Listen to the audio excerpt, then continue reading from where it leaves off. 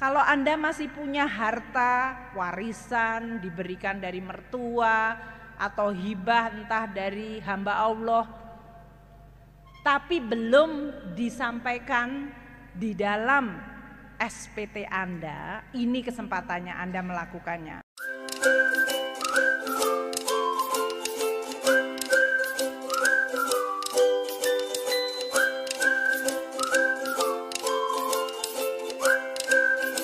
Bagian ketiga, program pengungkapan sukarela. Ini yang sering ditanyakan.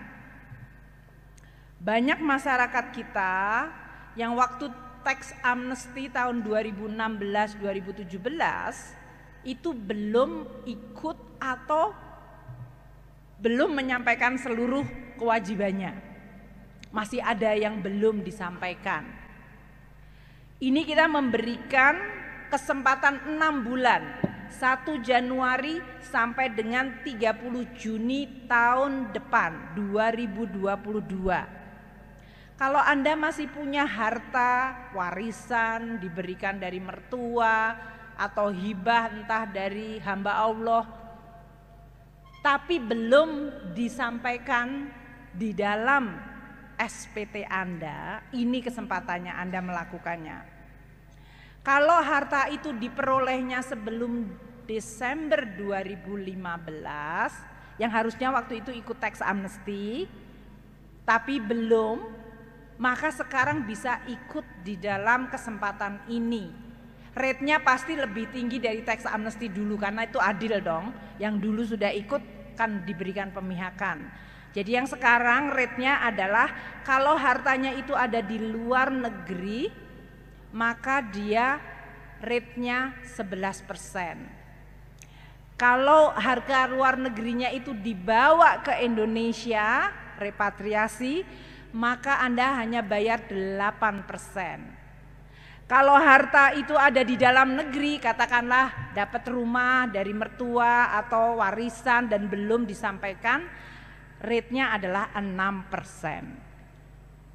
Nah, ini berlaku hanya 1 Januari sampai dengan 30 Juni. Gimana kalau harta itu saya dapatkan tahun 2016, Ibu? Saya dapat dari mertua saya tahun 2016 dan belum saya laporkan sampai sekarang.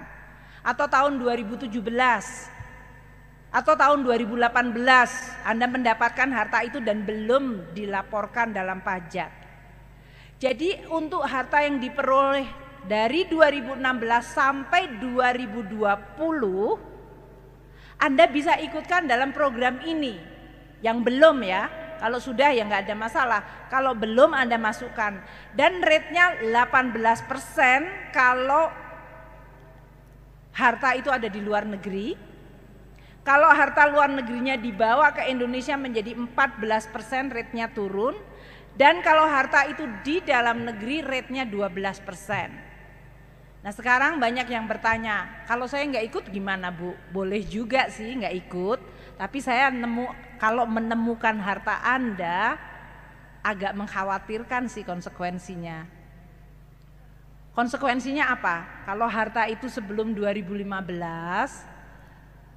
dan kita menemukan ternyata Anda belum melaporkan, maka Anda akan dapat sanksinya 200%. Jadi kalau Anda punya rumah sebelum 2015 belum disampaikan, atau mobil apapun, harta apa saja, emas, belum dilaporkan, dan nanti kita ketemu,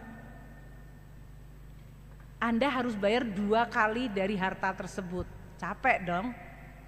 Jadi mendingan ikut aja sekarang. Yang tadi dapatnya 11% kalau luar negeri, atau kalau dalam negeri 6%. Jauh lebih ringan dibandingkan sanksi 200%. Kalau harta itu antara 2016 sampai dengan 2012, kita juga akan mengenakan sanksinya tadi, yaitu 25% pajak badan, 30% untuk orang pribadi, 12,5% plus sanksi 200%. Jadi sanksinya cukup tajam. Terus Anda tanya, Ibu nggak bakalan tahu lah, beneran nih. NIK sama dengan NPWP loh sekarang. Jadi Anda nggak bisa nanti ganti-ganti pindah nama, saya tahu. Saya punya automatic exchange of information loh Bapak dan Ibu sekalian. Jadi sekarang ini Pak Suryo sebetulnya selalu dapat di Singapura siapa saja orang Indonesia, Hong Kong, Cayman Island, dari Delaware, Panama, kita dapat itu informasinya. Dimanapun Anda sembunyikan, kita dapat informasinya karena ada automatic exchange of information. Terus aku bisa loh minta negara itu untuk memungut pajak atas nama kita, ya kan? Jadi mendinganlah daripada hidupnya juga nggak berkah, udahlah ikut aja, ya kan? Daripada nggak berkah dan kemungkinan 200%, mendingan ikut aja, udah diberikan kesempatan. Dan ini hanya 6 bulan ya Bapak dan Ibu sekalian, tarifnya sama 6 bulan. Jadi kalau Anda masih 1 Januari baru ngumpulin suratnya, ya nggak apa-apa, bisa ikut Februari, Maret, April, atau Mei, atau Juni. Tapi jangan nunggu sampai hari terakhir, tobatnya itu tobat yang sudah di ujung tinggal 2 menit sebelum tutup. Itu merepotkan semua orang nanti. Tapi memang kadang-kadang manusia suka tobatnya itu last minute itu. Tapi kita akan coba, makanya sosialisasi ini tujuannya supaya sebaiknya sih lebih mudah, lebih awal. Supaya kita juga bisa membantu secara baik.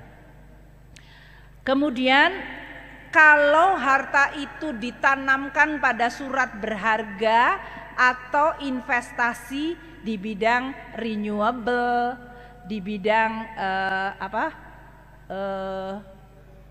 hilirisasi, maka Anda bisa dapat insentif. Tadi potongannya lebih kecil lagi. Nah untuk hal ini nanti Pak Suryo, Pak Luki tadi yang pembiayaan akan bisa menjelaskan.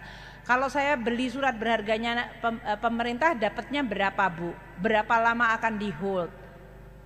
Jadi pamannya Anda dapatnya cash, dan cashnya itu tidak hanya cuma di disclose tapi masuk ke SBN, kita memberikan untuk dalam hal ini insentif. Ada jangka waktu lamanya Anda harus pegang surat berharga itu dan rate of return-nya berapa. Jadi Anda juga bukannya masuk SBN kemudian tidak mendapatkan rate of return atau pendapatan. Itu yang nanti akan disampaikan.